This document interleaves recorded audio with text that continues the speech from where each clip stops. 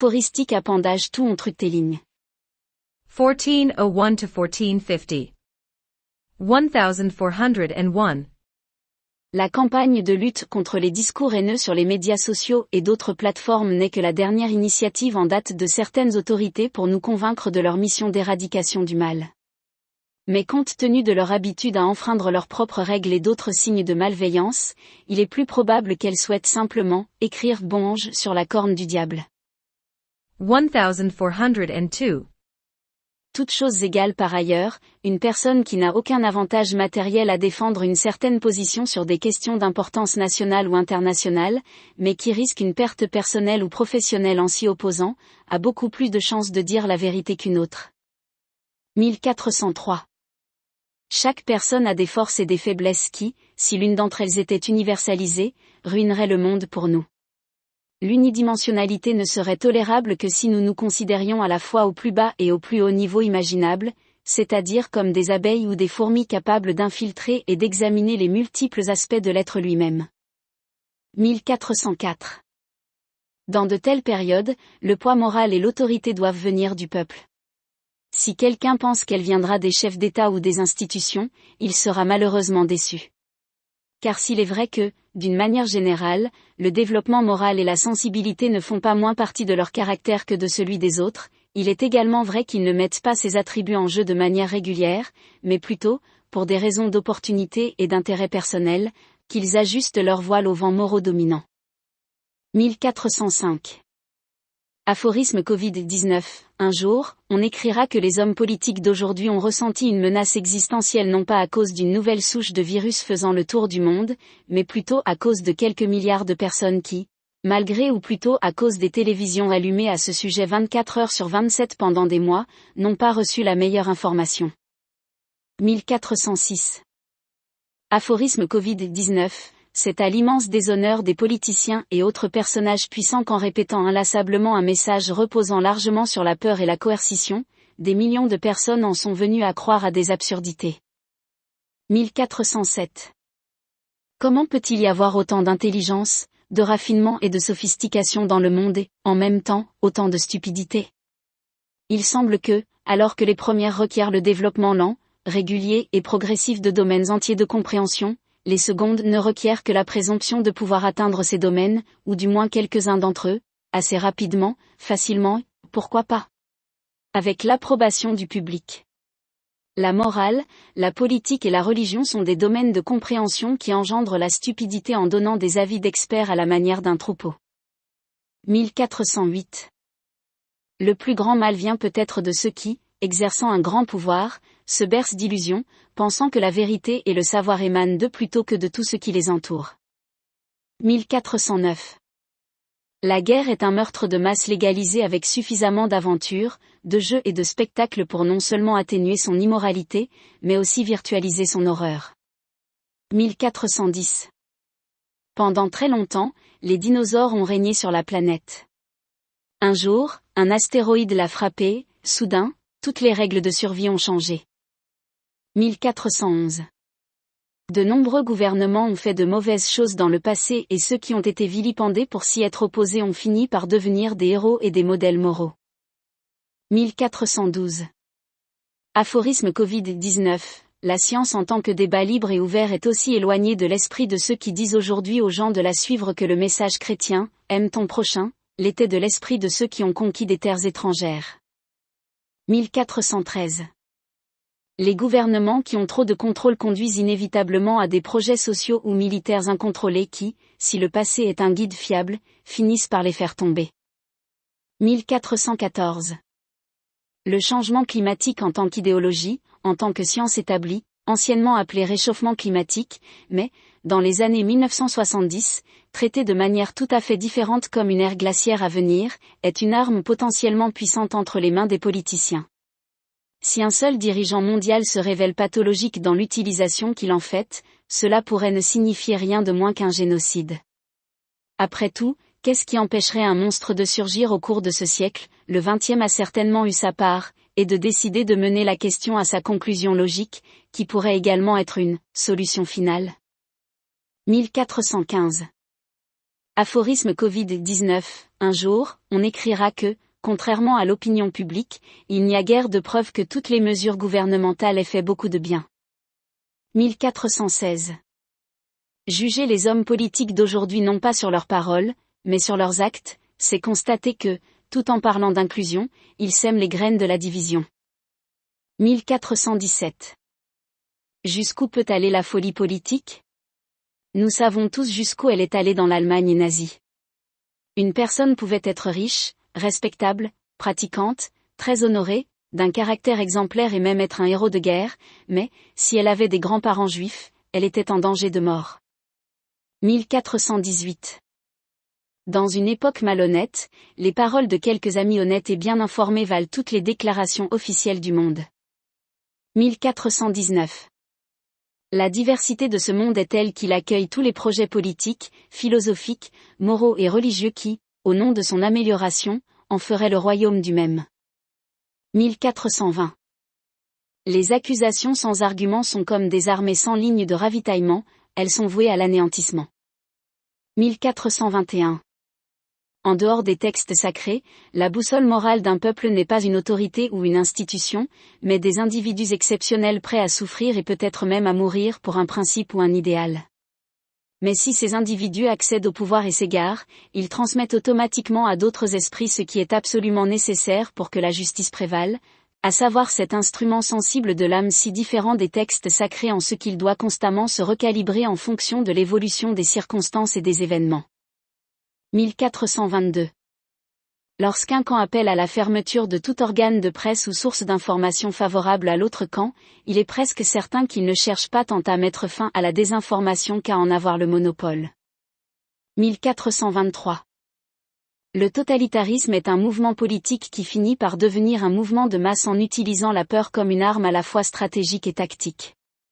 C'est la manifestation la plus ironique, irrationnelle, voire cancéreuse, du principe de la fin qui justifie les moyens, car même lorsque ces fins ne sont plus clairement visibles ou que ces moyens sont partiellement dysfonctionnels, ils continuent à se développer ou à progresser avec une rapidité et une énergie considérables.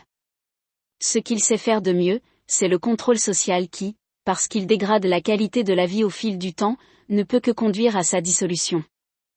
1424. Le totalitarisme est un génie politique qui se fait de plus en plus d'illusions sur la direction à prendre et sur les moyens d'y parvenir. Lorsqu'il devient folie, il passe officiellement au stade criminel. 1425. S'il existe des flux d'étoiles avec des planètes comme la nôtre, ces orbes de vie doivent être comme de rares bulles dans l'espace, apparaissant et disparaissant sans cesse. 1426. Le sommeil est le moyen pour le corps de laisser l'esprit visiter régulièrement ses sanctuaires les plus intimes. 1427. La première victime des excès du gouvernement est sa capacité à s'autocritiquer et la seconde, celle du public, à réfléchir clairement sur ces questions. 1428. Une fois mort, il est étonnant de voir à quelle vitesse nous nous habituons à ce qui se passait avant notre naissance. 1429. Si tout ce qui est pris ensemble est d'une complexité inouïe, tout ce qui est pris séparément est également compliqué. Seule notre perception limitée des choses empêche ce qui semble simple de révéler sa continuité infiniment fine avec tout le reste. 1430. Le rythme effréné de l'ici et du maintenant semble piéger tous les moments les plus importants avec son appel insistant à notre pleine attention et à notre participation. 1431. Être obsédé par ses sentiments à l'exclusion de toute autre considération est pratiquement la définition de la bêtise. 1432. Une métaphore pour de nombreuses vies à travers l'histoire serait de passer un moment merveilleux sur le paquebot avant qu'il ne heurte l'iceberg. 1433. Les gouvernements totalitaires n'ont en définitive qu'une seule politique, se maintenir au pouvoir. Dès lors, toute autre, aussi fondamentale qu'elle puisse paraître, est susceptible d'être modifiée, voire supprimée. L'opportunisme politique conduit alors à une pratique très singulière que l'on peut résumer par le dicton, c'est le décret du jour qui compte. 1434. Le politiquement correct est particulièrement apprécié des hommes politiques lorsque leur incompétence ou leur corruption leur vaut des ennuis. 1435. Le totalitarisme est un mouvement politique et idéologique qui échappe au droit constitutionnel en suscitant un engouement populaire pour des causes internationales qui peuvent permettre à un ensemble d'intérêts d'en dissimuler d'autres. 1436. De même qu'un grand édifice ne peut naître de matériaux de construction médiocres, une société meilleure ne peut naître du mensonge et de la tromperie. 1437. Il se peut que le totalitarisme ait une pulsion de mort en ce sens que, comme le cancer, il finit par tuer son hôte. 1438. Ce que le politiquement correct offre aux hommes politiques et aux grands médias, c'est une position apparemment inattaquable, on pourrait même dire leur position par défaut, en ce qui concerne la discussion des grandes questions et des événements du jour. Quelle que soit leur complexité, les partis en question peuvent toujours recourir à quelques sujets de choix, par exemple, le changement climatique, qui, en dehors de toute question de vérité ou de mensonge, suggère qu'elles n'ont rien d'autre à cœur que les intérêts supérieurs de l'humanité. 1439. Si ceux qui discutent d'une question litigieuse ou controversée ne sont pas disposés à écouter et à prendre en considération les points de vue opposés, la conversation manque d'honnêteté. 1440. Voulez-vous vraiment savoir ce qu'est le paradis ? C'est un monde qui a permis à cette pensée de naître et de se perpétuer à travers les âges, malgré the slingend arrow of outrage ou fortune. Toute autre possibilité, à l'échelle humaine du moins, n'en ferait qu'un beau jardin en plastique. 1441. Les hommes politiques d'aujourd'hui, qui préparent les grandes réussites de demain, le bonheur et le bien-être des générations futures, voire le salut de la planète elle-même, ne devraient-ils pas être pardonnés s'il leur arrive de ne pas s'attaquer aux problèmes actuels ou s'ils ne semblent pas toujours honnêtes ou s'ils manifestent parfois un intérêt pour l'accumulation du pouvoir ? Eh bien, des millions et des millions de personnes répondront sans doute à cette question par un oui retentissant. Ces personnes n'ont aucune raison, en d'autres termes, de penser que les hommes politiques laisseront les choses devenir vraiment incontrôlables ou qu'ils laisseront, par exemple, la dette détruire l'économie mondiale ou les armes nucléaires le monde lui-même. Si l'on regarde le XXe siècle, on doit convenir qu'à l'exception de quelques cataclysmes, les hommes politiques ont inauguré une ère de paix et de sécurité relative. Toutes les preuves sont donc là pour les millions et les millions de personnes qui croient que les hommes politiques feront bien les choses au XXIe siècle et que même quelques secousses mondiales, même aussi catastrophiques que celles que nous venons d'évoquer, ne bloqueront pas le chemin vers la terre promise si souvent évoquée dans les discours de nos prophètes des temps modernes. 1442. Sur le plan politique, le précepte bien connu, la fin justifie les moyens, a prouvé tout au long de l'histoire qu'il pouvait être divin dans sa conception et diabolique dans son exécution. 1443. Le monde est ainsi fait que certains sujets sont poussés à l'extrême jusqu'à l'hystérie, ceux qui ne soulèveront pas un sourcil des années plus tard, tandis que d'autres, tels des volcans endormis, sont laissés à eux-mêmes. 1444. La valeur de la vérité, c'est qu'elle apporte toujours un répit bienvenu dans ce qu'il y a de pire dans les affaires humaines. 1445. Être riche en accusations, mais pauvre en arguments est une recette pour un gain à court terme, mais une perte à long terme, par exemple, perte de réputation, de crédibilité et de bonne conscience. Étant donné que cette pratique est si courante chez les hommes politiques, quelle raison y a-t-il de penser qu'ils nous mèneront à la terre promise ? 1446. Il se peut que l'une des raisons pour lesquelles un grand nombre de personnes suivent les autorités sans se poser trop de questions soit simplement de nature économique. Tout ce qui est économisé en travail intellectuel, tout ce qui est évité en se creusant les méninges sur des questions compliquées et difficiles serait sans aucun doute très apprécié si, bien sûr, le prix à payer n'était pas trop élevé.